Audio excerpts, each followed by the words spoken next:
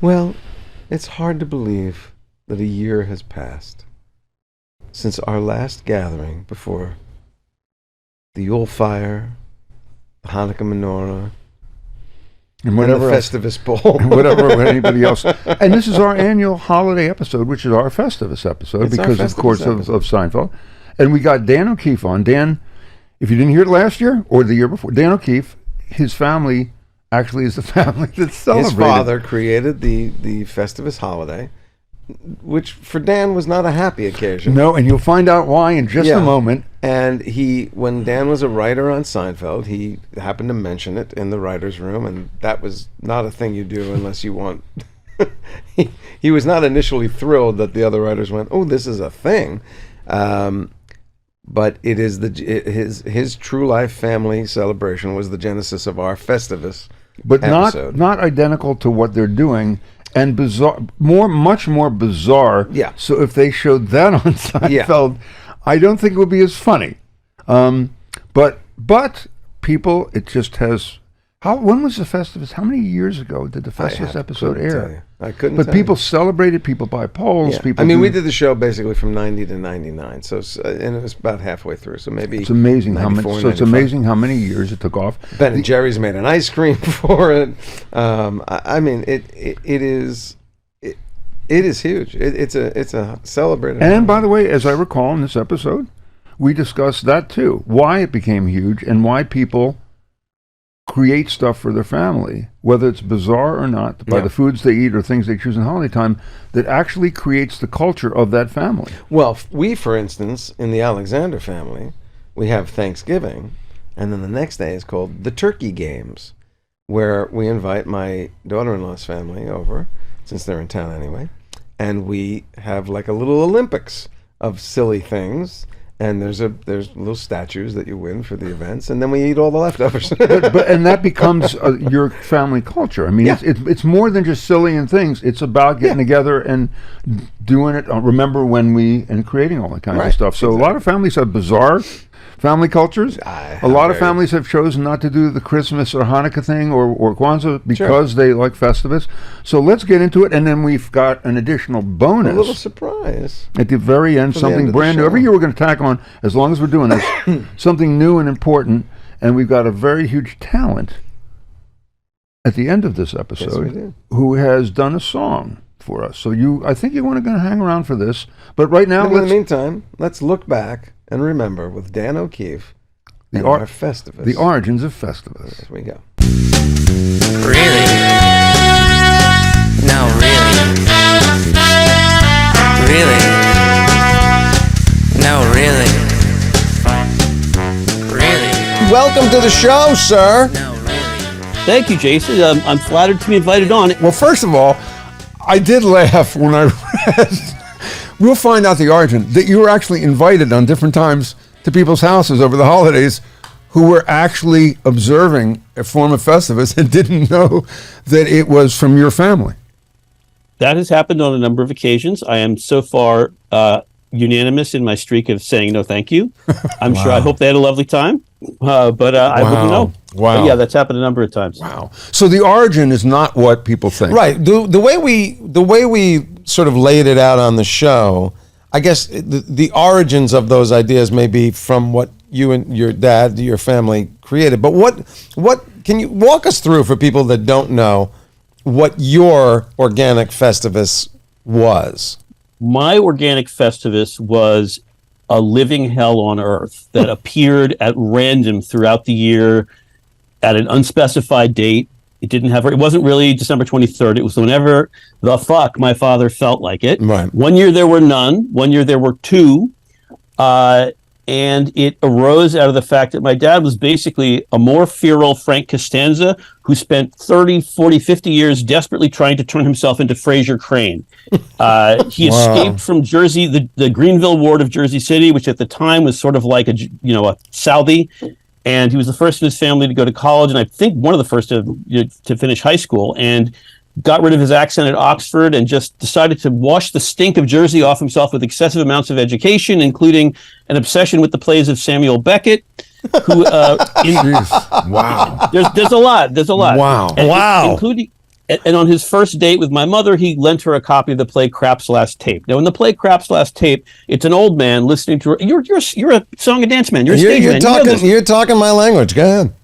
An old man listening to tape recordings of a slightly younger man, listening to recordings of a slightly younger man. So the original Festivus was indeed an airing of grievances, but it was an airing of grievances in which my brothers and I were made to listen to recordings of my father complaining the year before while listening to recordings of my father complaining the year before, and so on in a series of Russian nesting dolls. It was occasionally exhilarating. Most often, there was a tremendous amount of liquor involved. I mean, it was just later in my life, my dad lost 55 pounds by switching to light beer and started wearing suits from the 50s that fit him again. Wow. And it was like he dressed like Kramer. He was wearing these like ancient hipster vintage jobs. It was crazy. And it was my father drunkenly complaining into a tape recorder about the corrosive effect of internal Reader's Digest politics, about how we had disappointed him during the year, about how my mother did not keep a clean house, about how his relatives were awful, which was actually kind of, not always incorrect. There was a lot of strange music that was played. He played this record containing songs of the Irish Republican Army, but also weird, strange novelty pop records from Germany and Italy from like the 40s, 50s, and 60s. There's an Italian version of Alvin and the Chipmunks that's the most terrifying thing I've ever heard in my life. And it's a man, and I don't know what they were saying. Although I was made to learn a certain amount of Italian, that's a whole other story. I did not understand. It's a man remonstrating with a bunch of chipmunks who are apparently about to overthrow him. It's the strange, and every goddamn year it was the chipmunks and the Irish rebels being hanged by the British and the strange German accordion stuff and all over that. A litany of complaints, and then he would encourage us to complain ourselves. And then when we complained too much, he would complain that we were complaining too much. It was a combination of alcoholism and borderline child endangerment that should have had New York State take us away and raise us in a facility. Oh my God. But at the time, Child Protective Services just was not up to snuff in the New York area. So there you have it. So wait, your family, your brother would cry? You would cry. I mean, it was horrifying, and also it had a clock nailed in a bag to the wall rather than a pole, right? Yeah. The Festivus poll is a. By the way, I should mention I didn't author the entire episode. I wrote it along with Jeff Schaefer and Alec Berg, who arguably wrote some of the better stuff. But the symbol is not a pole. That was a Schaefer joke. The real symbol of the holiday was my father took an ancient rusted alarm clock, put it in like a burlap sack, and then nailed it to the wall. And I don't know why. He never told you. He never told you. I would what it ask, represents? and he would always say the same thing. That's not for you to know. Wow. And I don't know what it means. And I still, to this day, there's something about the evanescence of time, of life, of youth. I don't know. I know that it was a wedding present that he and my mom got, so maybe it's something about their marriage. I don't even want to know. But yeah, that's the symbol of it. Wow, it's amazing. Was your dad, so I read that you said your dad was an undiagnosed bipolar also at the time. Was this... At least. So was this... Yeah. Was there joy ever, or was this always the storm that was brewing underneath for your dad?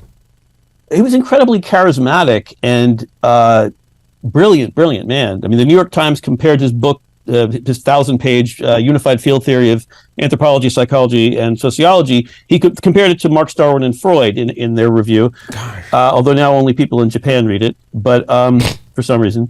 But yeah, it was terrifying, but it was interspersed with moments of joy. He was very funny. He made it funny while it was happening, but for the most part, it was mostly like they say war is, mostly boring with moments of terror, but then occasionally it's fun.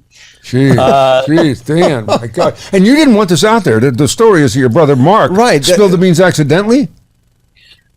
We came to the realization very young that if you go to school, elementary school, and say, "Hey, we had Festivus this weekend. When did you have it?" People will look at you and say, "Excuse me," and you'll immediately be put on a more rigorous beating schedule. So we had a vow of silence that was semi-formally taken, and I had literally blocked it out of my mind.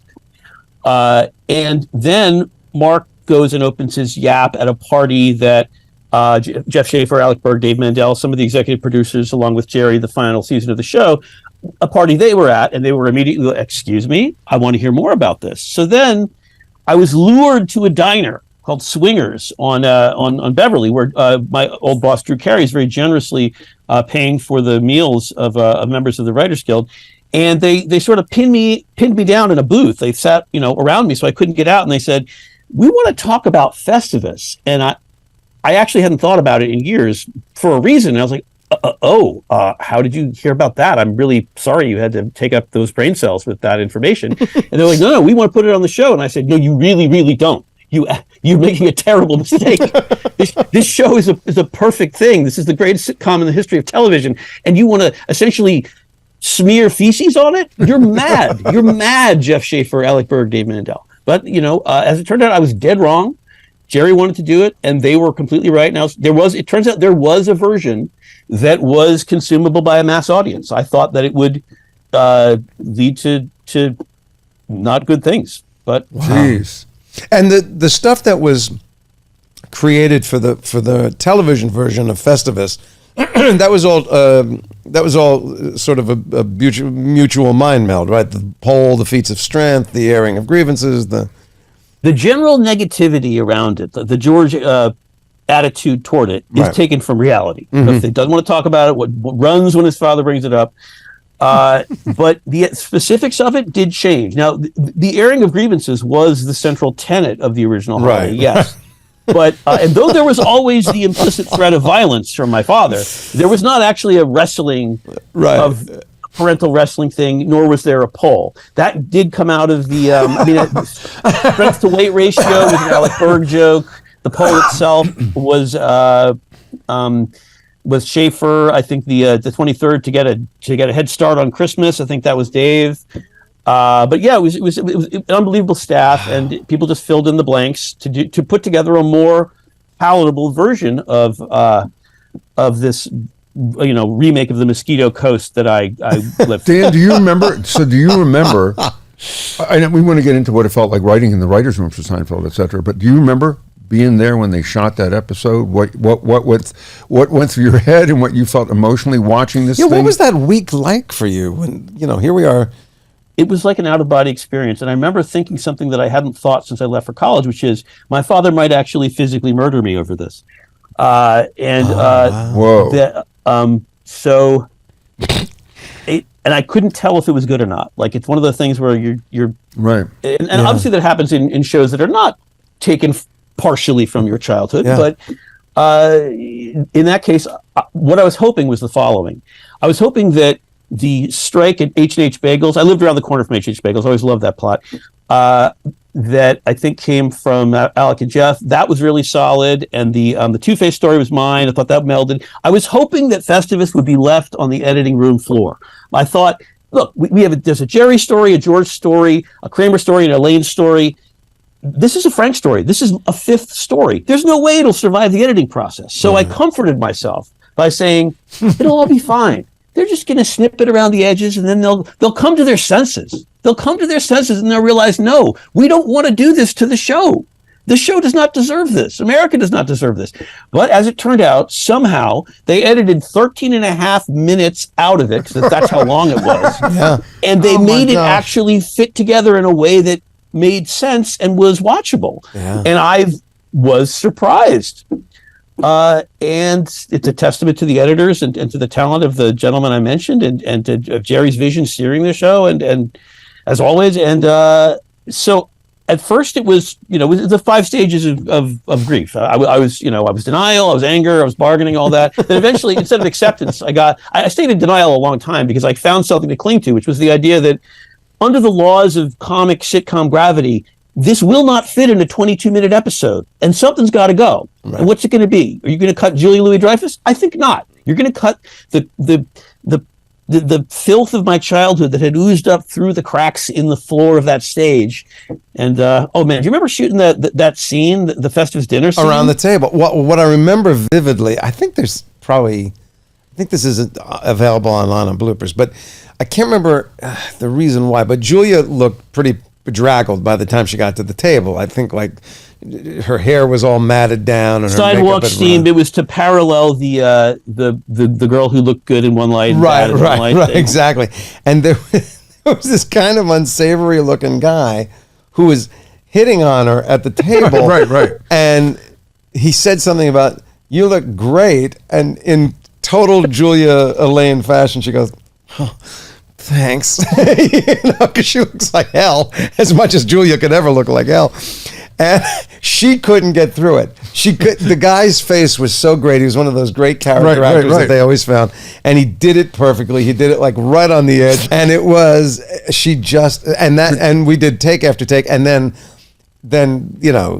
God rest him, Jerry Stiller would get up and start going, "I got a lot of problems with you people," and that was it. We were done. I remember a couple of things. First of all, the guy you're talking about, he did a cable access show in New York City, I think out of Brooklyn, in which he reviewed pornography. He was an actual like he was exactly who you think he would be, and he played that perfectly. I remember another thing, which was at the very beginning. Well, I remember all of you breaking. Everyone broke. Over and over absolutely, again. yeah. But at the very beginning, I think Julia said something to Jerry like, "If we get this in one take, I'll give you $1 million," or something like that. And needless to say, it took 8 hours. Well, she personally made sure that we weren't going to get it in one take. I think it took 8 hours. Yeah, for, it was to a get long the table. And I think that the guy that we're talking about, the kind of borderline The show was personality called guy, Colin's Sleazy Friends. The actual Colin's show Sleazy was called Friends. Colin's Sleazy Friends. I think the guy who played his cohort on the show turned out to be Tracy Letts, Yeah, the now yeah. esteemed Right. actor Playwright. and author and was. playwright. and Pulitzer Prize winner for literature. So let me ask you a big question to clear something up that's been out there forever. So when people celebrate Festivus, they try and emulate the meal, but nobody can actually figure out, there are no clear shots. People try to freeze frame it and whatever. So I've read about this. They're trying to figure it out. So what they do is they get babka from one episode, they get bagels from another. marble so they rye try, and there are reports that there was lettuce with what looked to be meatloaf on it on the table. What was? Does I anybody have know what the no meal memory. was in the Seinfeld episode? I think that on the show, I'm pretty sure it was meatloaf. Yeah, Meatloaf, I there don't you go. remember the lettuce. Cleared it up for I remember people. there was a disagreeable suspect-looking meatloaf that was carved up before the scene and put on everyone's plate. There you go. I think, yeah. Because nobody That's can not- identify for sure God. when they celebrate Festivus at home. So they emulate by grabbing from different episodes, like I said, the babka, etc., for the meal. But you just cleaned it up for now.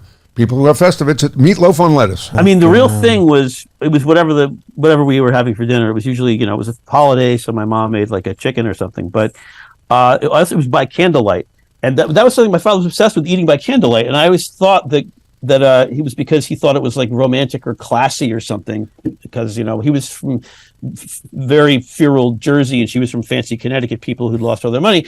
And then I found out no, he liked to eat by candlelight because he found watching children eat disgusting. He had a horror of watching my God. he didn't like to watch his family eat because he just found it revolting for some reason. So that's why it always had to be in almost pitch blackness. Yikes. What was the fallout Yikes. from the episode within your family? My mom was real afraid to tell my dad. Mark thought it was hilarious because he was not going to get hit by any of the blowback. It was all falling on me. Yeah. My other brother didn't want any part of it. And then it came out and I had to tell my dad. And at first he didn't understand. And then he got real mad. He did. Very, very briefly. And by that point he was slowing down. There wasn't so much of the throwing stuff mad level left. But he was very exercised. But then he saw it and he kind of liked it. And then people, the reviews started coming. And then he immediately became insufferably smug and thought that episode retroactively justified every poor choice he'd ever made in his entire life. He was thrilled. He was over the moon. Wow. So he would tell people.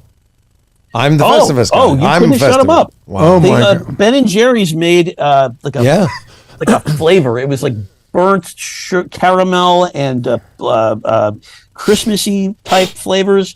And they sent a poster. My dad framed it and insisted on like hanging it on the wall of the kitchen in a place where it really didn't fit. And then he got mad and he punched it once, but he wouldn't move it. So there was like the Festivus ice cream ad with a like broken glass in it. Very unsafe.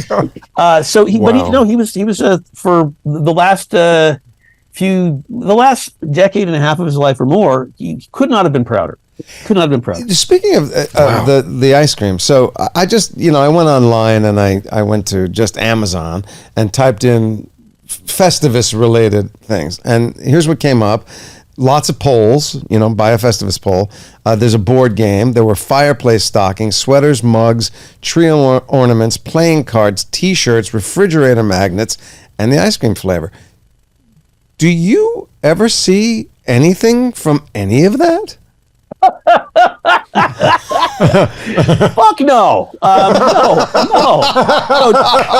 I mean, no. I mean, look. Anyway, no. I would love to, but here's the thing. Technically, I mean, although if I ever read a book about it, a real book, not that spite pile that you assigned your name to. Thank you again. I can certainly refer to it, but as far as I know, in the context of the show, the copyright to that holiday is owned by Castle Rock Communications, and they're welcome to it. And as of right now, it's an open source holiday. Like someone contacted me a billion years ago saying, I think it was through a third party. Hey, I want to sell these poles. I'm in Wisconsin, but I hope that's cool.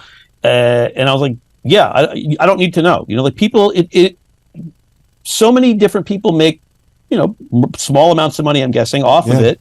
I see no part of that.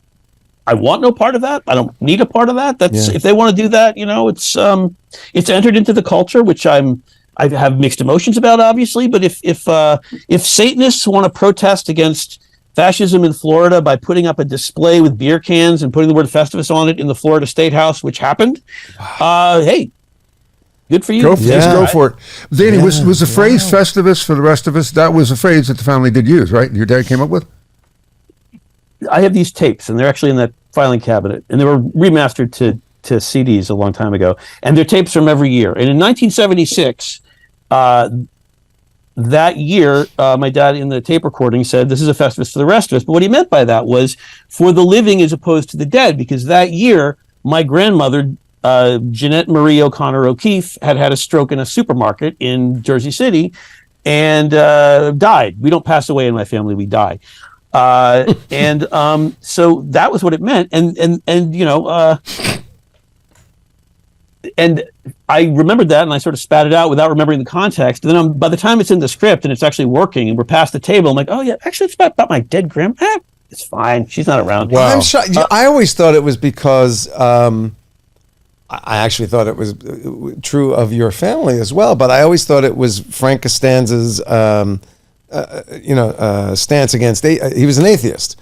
He didn't want to play into any of the religiosity, so it was a festival for the rest of us, who don't. Well, the original version was those of us who were alive as opposed to dead. But coincidentally, my dad was a devout atheist. He actually started off.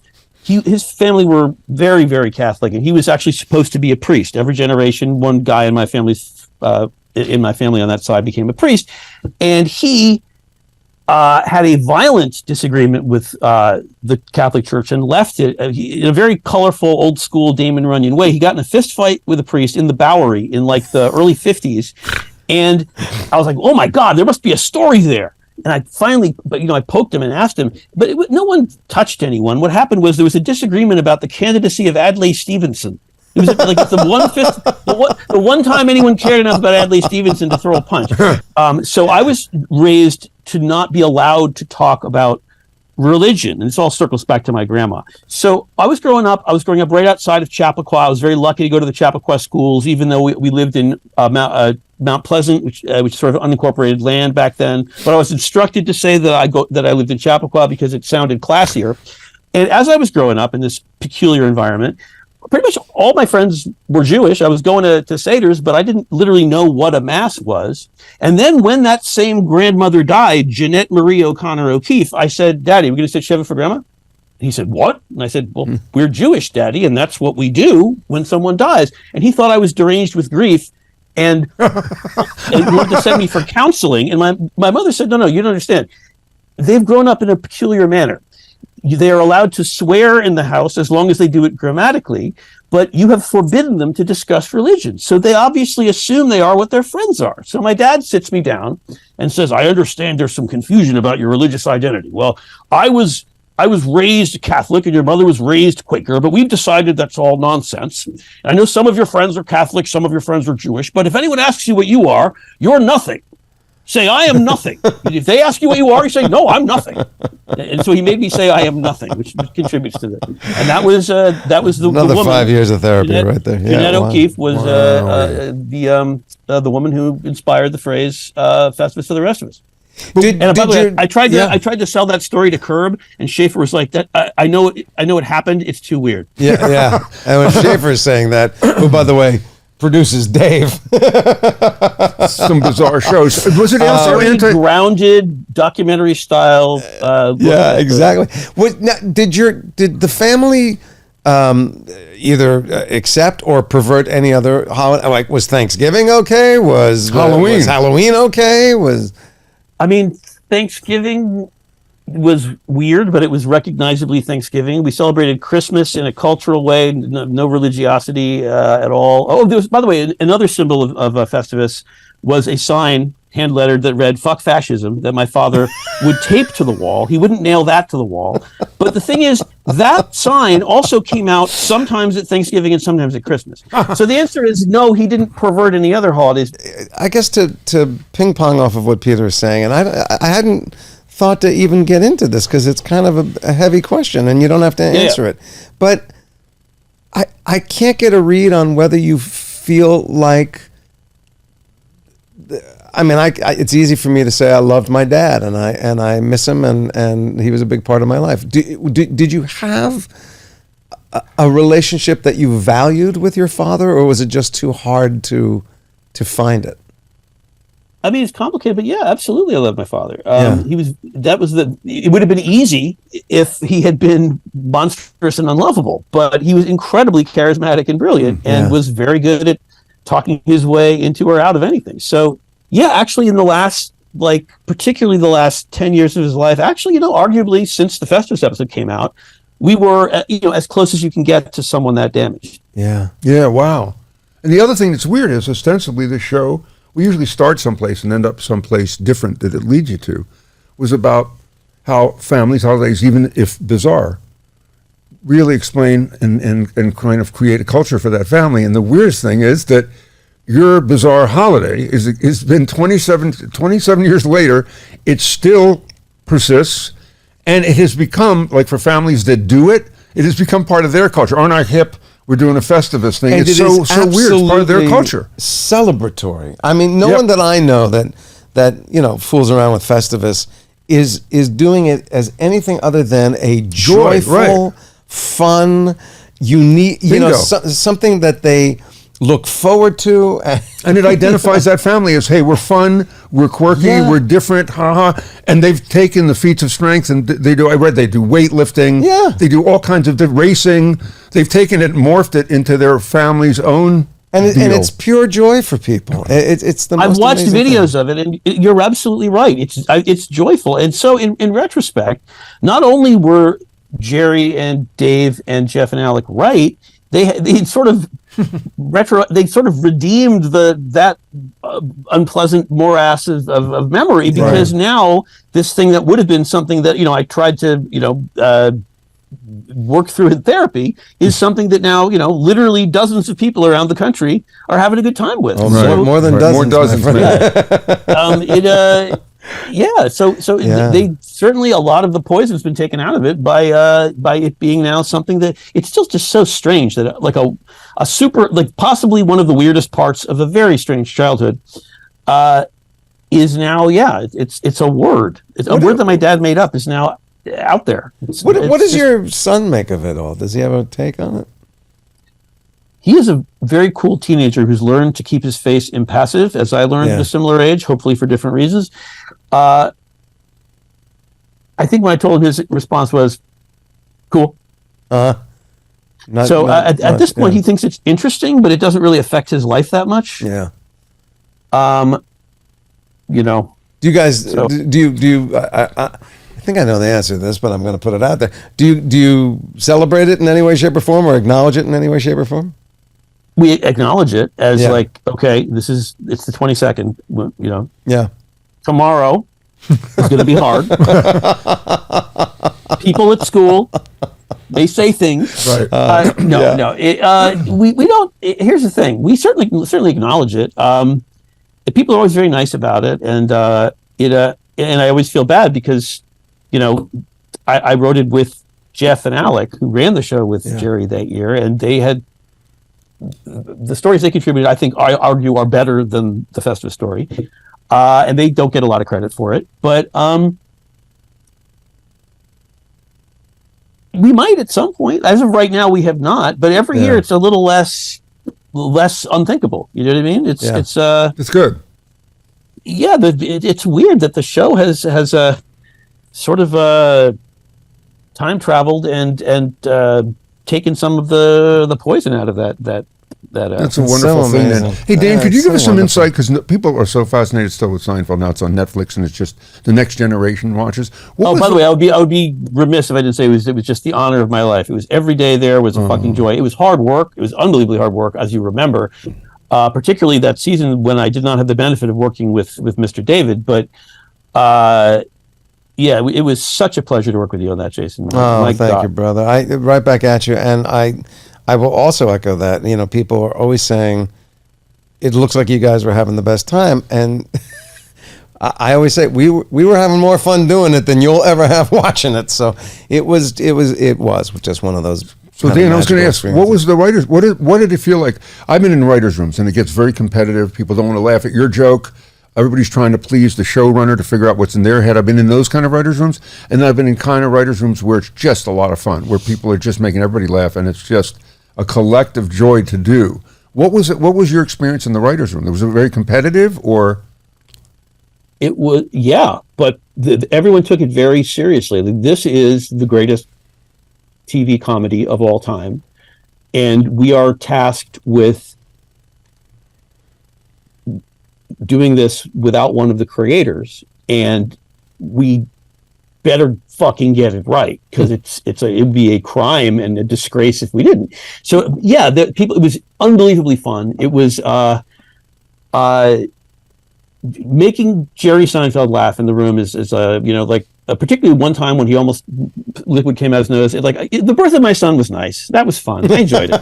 But I got to say, seeing Jerry laugh like that was the possibly the happiest moment of my life. It was a joy. It was another joy. Now, were there times that people possibly almost came to blows? Yes, because they disagreed about these were very, very talented. I mean, you had Jennifer Crittenden, who I've worked with since then, who's a genius, and Alec and Jeff and Dave, who have together created and run some of the greatest comedies of the last 15, 20 years, and Spike Feresten. I mean, these were all people at the absolute top of their game, and everyone cared very much about getting it right, and not just getting it right, but making it as good as it could possibly be. So most of the time people were laughing so hard that your voice was hoarse by the end of the day.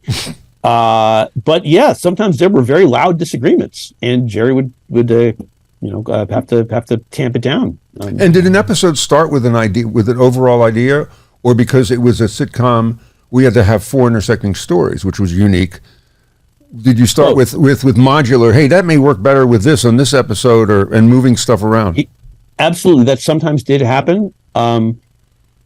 But most of the time, you just went into a room with Jerry and Jeff and Alec and Dave, and you ran a whole bunch of ideas about them, ideas for a capsule story that could be a George story. I got a freelance. My first episode was season 8 on the pothole, which was Jerry knocks his girlfriend's toothbrush in the toilet and then can't tell her, and she's already brushed her teeth, which actually happened to my now wife and me when we lived in New York on the Upper West Side. And I had to tell her for literally years and years, I just thought of that. That was a what if moment. That wasn't a real thing. That was like a Marvel. And then later, once she was already pregnant, there's nowhere for her to go. I said, that really happened. That's hilarious. I threw your tooth. I threw the toothbrush away and I subbed it out when it was too late. But you brushed your teeth with toilet water. So you'd throw stories at them like that, and they'd approve. And once you got a Jerry, a George, an Elaine, and a Kramer approved, then you were sent off to outline it. And it was a very intricate structure of, there were big rooms for punch up, which was all the writers, and then there were very small rooms, which was just one person trying to put together an episode they were going to write and getting stories approved by the top people. And then there were rewrite rooms, which were somewhere in the middle, and then there were post table punch up sessions, which was again everyone. So it was incredibly well structured, and it had to be, because, I remember at the beginning of production, Schaefer said, "Okay, nobody make any plans for the weekend." And someone said, "What weekend?" He said, "All weekends." And there was a little. He was correct, because you stayed until it was right. Yes, and that's because Jeff and Alec and Dave were remarkably talented showrunners, and continued to be. But the tone was set by Jerry, because his work ethic continues to blow me away to this day. I remember very specifically, we had a 9 a.m. rewrite on a Sunday, and I got there a little early by accident, and he was there at 8:45 pacing, because he wanted to get the work done. And obviously brilliant, funny, you can't say enough about that. But he also doesn't get credit for being John Starks, for just working harder than any comic in the history of comics. Yeah, well, and had to be in the show, and had to then learn and do and deliver. Yeah, being in the show. This is going to turn into a praise Jerry thing, but people ask me all the time what I think of Jerry's ability, and he is and will remain one of the finest comedians that certainly of my lifetime, and perhaps others. And part of that is his ability to walk into any environment, any situation, and find the thing that has potential, that something in there is funny. And then it's I believe to this day, he once told me he spends, I can't remember what the number is, 2 to 3 hours a day writing, even when there's nothing comes. He'll sit and he will, it's a famous story now, and I think he's got a movie coming out that is somewhat about this, where he knew that there was he had some take on Pop-Tarts, and he would try and get it. Find the thing. And he would work on it, he'd put it up and go, "That's not it," and he'd write again, and the article that I read said he had been working on it for 10 years and still felt like he didn't have it right, and that kind of work ethic for guys that are telling jokes. But it's a joy for him, the way he's built. The way he's built, that's his day, is trying to figure out 5-hour energy drink. Wait a minute, what's the deal with 5-hour energy? Why 5 hours? Yeah. And you can see it as it unfolds. But that's what I mean. There was, in the movie Comedian, he and somebody walk into a little bodega, right? And they go, "There's something in here that's funny." And they don't know what it is. And he turns and he sees royal bee jelly. And he goes, "Oh, yeah, they're making it in a jelly now. So you can put it on bread." I mean, it's so not, it's that ability, that savant ability to go, "There's something funny here." Danny, you did Veep, you did a lot of other shows. Did that show set you up? Did that change the way you look at comedy? Because you're around guys like that. Did that seep in? Does the osmosis seep in and you go, I'm changing how I'm writing, maybe not that consciously, but that you look at stuff, you then take on a different role, the way you see comedy too, because it opened your eyes to different ways to look at stuff? Absolutely, and not unconsciously, completely consciously. I mean, the first network job I had was a Tonight Show with Jay Leno, where I learned how to, write 100 jokes in a day. But yeah, and not just looking at the product, but being around, being exposed to the way that Jerry's mind works, and also the way Alec Berg's mind works, Jeff Schaefer, Dave Mandel. We're just smart, Jennifer Crittenden, very smart, talented people.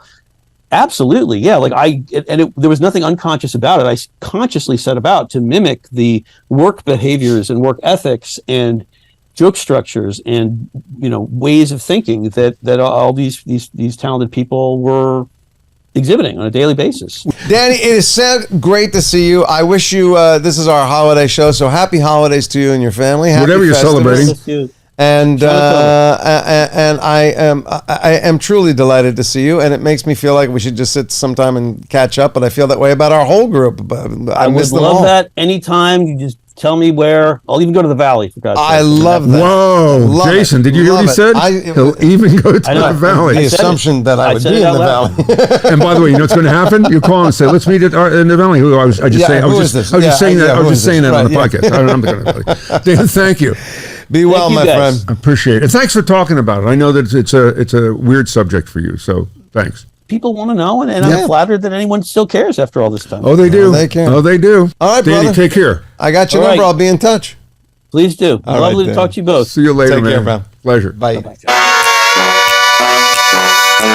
So wasn't that lovely? Wasn't that a lovely trip down Well, memory lane? to find out how the holiday began Yep. and the Began hell, with child abuse and and the hell that Dan. Boy, I just still you look at Dan and he's a great guy. Yeah. The fact that he revealed that in the writers' room, and now he's got to Yeah. live with every year all of right. this stuff This thing that tortured him as a child is now international, celebrated by global, millions around the world. Yeah, yeah, It's yeah. amazing. Yeah. Amazing. So you've arranged a little treat for me as well as the listeners because I was not a part of your. You were busy off doing theater and stuff Yeah, like that. yeah. I just thought it'd be really cool. We have such a talented guy that we met here, Sonny my mouth. Premiotin. Premiotin. You got it. And he works with Howie Mandel. Howie kind of, well, I hate to say discovered you, but Sonny and the Blackpack, we were exposed to them here where we record and blown away by the talent, the voice, the musicianship. And it's one of those things, especially in this town.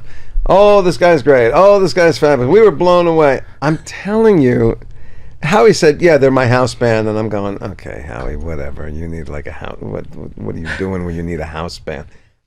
You guys started playing, and we were like, "What the hell is going on in that little corner over there?" There's how many instruments? Four players. We actually, our whole band is up to like 8 players. Okay. But we change in and out. We change formats and different people. But when we're here, we're usually about 5 people. But our real band, we've got a lot of people. All I in can there. tell you is they're putting out sound, and a lot of the stuff you guys do are covers of things, but you totally changed the feel and the vibe and the groove and certainly the musicality of it all. And it feels like, since we never see them rehearse, we go, "Hey, play Oblivion de Mama in 7 in G," and there's and he goes, "All right, boys, and he goes. Oblivion de Mama," and So Phyllis and Sonny, what's your background? When did you start playing? Okay, I started playing piano when I was 16, and I'm self-taught. I found piano because I was having a hard time with life. I was going a really bad situation with my family and myself, and I had a lot of issues with friends and making friends, and I was in a dark place. And at one point, I had such a hard time, I got really depressed, and I just kind of was wandering around and walking around the city, and I would hear something in my ear. I could hear just some notes and some different noises, right? And I kept hearing the same tone. I kept hearing it over and over and over again. So I didn't know what it was, and I just was like, I was very new to it, and I said, hell, why don't I go find a piano somewhere and see if I can figure something out? I don't know. So I went to the school. I found a practice studio, and I sat down and I started to tinker. Within 15 minutes, I wrote my first song, and it changed my life. And then a year later, I had over 300 songs. Did you know you had the ability to play? I did not know. And was it just something that was in you? Who taught you chords? Nobody taught me chords. Nobody did. Yeah, I looked at the piano and it just made sense to me. I played a little bit here and there, and I was like, oh, okay, this is relative. This makes sense. I didn't know the term for it. I didn't understand what it was. I would just play the notes and the sound. I knew that the sounds worked together. I didn't have any clue. I didn't have any theory behind it at all. And I just started to write music, and it saved my life. It's so amazing because we have a slightly similar story in that I learned music on flute. So I had heavy braces, and in my 3rd grade, you had to take an instrument. Okay. I didn't have a piano. My parents refused to let me play drums. For me, I couldn't put anything in or press against my mouth, so I couldn't do anything that needed a trumpet's embouchure. Yes, right? yeah. I couldn't put a reed instrument in my mouth because of the dental No, you work. don't want to do that. and so I was down to violin or flute, and I was already the subject of bullying. So I Yeah. went, which one can I run with faster, to get away from these guys? So I learned music on flute, but I wanted to learn piano. Now the difference between you and me is I got a basic book on music theory, which said, here's what makes a major chord, here's what makes a minor chord. And not having a piano, I made a cardboard cutout of a keyboard. There you go. And at my house, I'd go, well, and I had no fingering. To this day, I look like a demented eagle. Me too. Actually, people comment on that because my I don't look like a normal pianist when I play. Yeah. My fingers don't have that pianist technique. Yeah. I just play and I do really weird things. I play a lot of chords with my palm. I've seen that. and I just this is You know how who I else play. does that? What was that? Stevie Wonder. Stevie Miller was taught how to play. He rolls his hand weirdly. Yeah. He does all kinds of weird stuff Yeah. because he said nobody taught him how to play. Yeah. He couldn't see it, Yeah. obviously. Yep. But he did okay. He did okay with it he did too. But I right. have to He did add right, to yeah. your mix, Sonny. So you not only sort of savanted your way into mastery of this musical instrument, and it's not just that instrument, because I know you play guitar. You probably play how many instruments total? I don't have a number. I just play any instrument that's put in front of me. Within a few minutes, I can figure it out. It's just it's all to me. It's all relative. It's like it doesn't matter what instrument you play. You're really just figuring out how to make that sound on that instrument. Sure. It's all the same. So whether it's guitar, flute, trumpet, you're just figuring out how to make and follow chromatics, right? And once you figure that out, you're like, oh, well, you can apply that to any instrument, be it harmonic, flute, recorder, kazoo, or whatever. You just figure out how to make that tone. If you hear the tone in your head, you can recreate the tone on any instrument if you figure it out. Well, by the way, what was it? So when you were walking around and you said you heard stuff, what was it that you heard? It was a melody. It was. What is the melody? It was just a original. That song was called "A Seal." It was actually Lisa backwards. This was the first song I ever wrote, and it was a piano solo song, only instrumental, no words, no singing. I didn't sing And at you all. just kept for the hearing Seinfeld. that over and over and over. Over and over and over again, to the point where it almost drove me crazy, but in a very good way. It took me away from my pain and helped me find some solace and peace. And it changed my entire life. It set up my entire rest of my world. So now add to that mix, because you are a savant on instrument, but you have an unusually gifted voice. I mean, we were just talking before we started recording that you feel you don't have a very a reliable falsetto, but the range, I've heard so many songs of yours, and the range and the flexibility of your vocal instrument is pretty extraordinary. Is that also untrained? And Untrained, Yeah. yeah. You and Cynthia Erivo, man. She actually got some training, but she started like that. She could just make those sounds. Yeah, I had been, I think, ridiculed and people just didn't take to my voice, I think, in the beginning, because even my own friends, I have my own friends, my very, very close friends, that disagreed with the sound of my voice. I think that I have a very unconventional voice. I don't sound like every other good singer. And I think it was very hard for me in the beginning to come to terms with really doing it, regardless of that, lack of support that I had, and I had to believe in myself. And I had a few people that really did, but there are a lot of people out there who were just like, "Oh yeah, you don't sound like Celine Dion," and that was a big thing. I think that people in general, when they think a good singer, they think, "Oh, that kind of Celine Dion voice, that more angelic sound." But I have something that's weird and abnormal. It's raspy and funny side of the singing that's not so conventional. Well, Boz Scaggs kind of liked it, right? Boz Scaggs definitely liked it. He I'll did. bet Boz Scaggs liked it. He did, and that was a wild situation. I never thought that I would see Boz Scaggs come down to a farmer's market to see me play, to audition me for opening for his tour.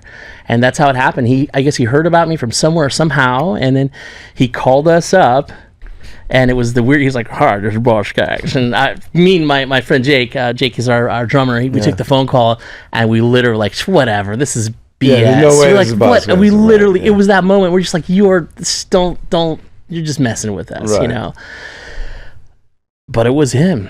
And he said, where are you playing next? I'd love to come and see you. I want you to open up on tour for me. Or I can't remember the order, whether he asked me that right away, but I think he just said he wanted to hear us. And I said, okay. I said, yeah, we're going to be at the Off the Grid Food Truck Festival. And he goes, oh, okay, all right, I'll see you then, Saturday or Friday. I was like, yeah, okay. I'm in my head, I think there's no way. You're not coming. You're not. This is stupid. This is a lie. I'm being pranked.